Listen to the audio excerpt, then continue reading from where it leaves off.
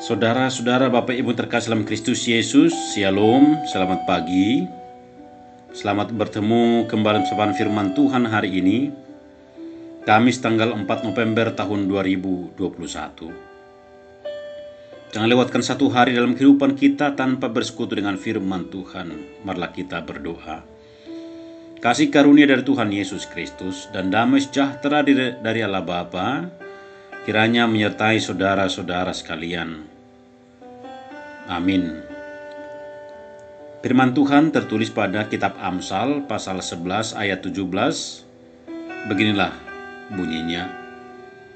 Orang yang murah hatinya berbuat baik kepada diri sendiri, tetapi orang yang kejam menyiksa badannya sendiri. Demikianlah firman Tuhan.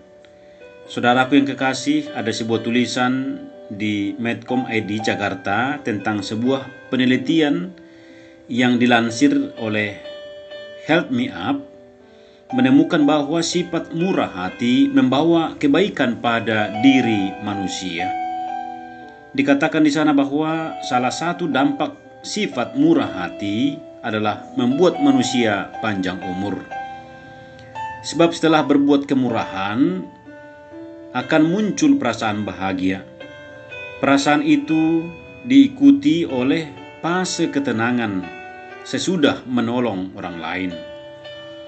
Otak akan melepaskan zat kimia yang muncul perasaan lebih baik yang akan mengurangi stres dan meningkatkan kekebalan tubuh. Endorfin ini meningkatkan kesetaraan emosional dan perasaan menghargai diri sendiri.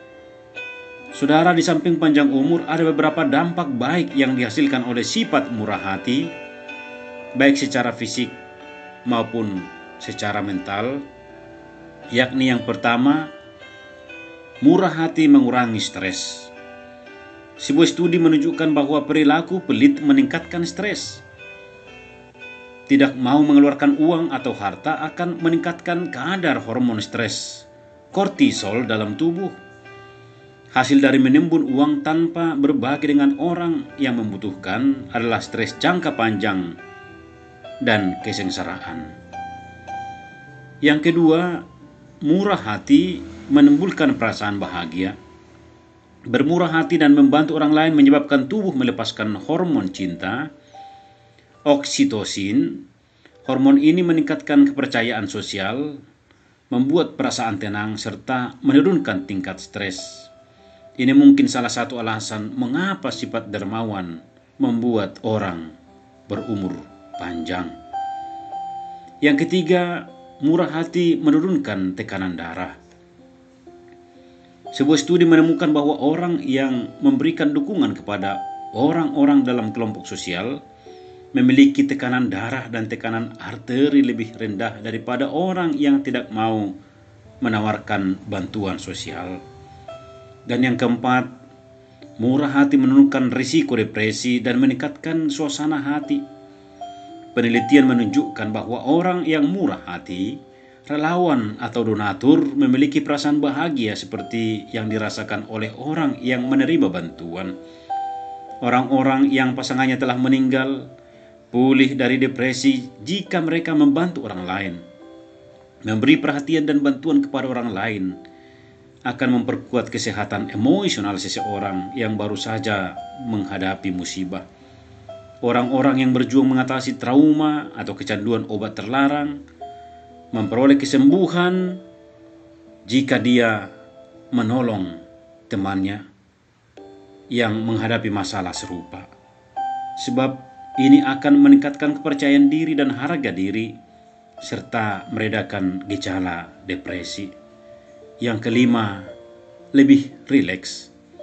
Ketika Anda bermurah hati, tubuh melepaskan bahan kimia dopamin yang memiliki efek relaksasi. Tubuh juga melepaskan serotonin, suatu neurotransmitter yang digunakan untuk mengobati depresi.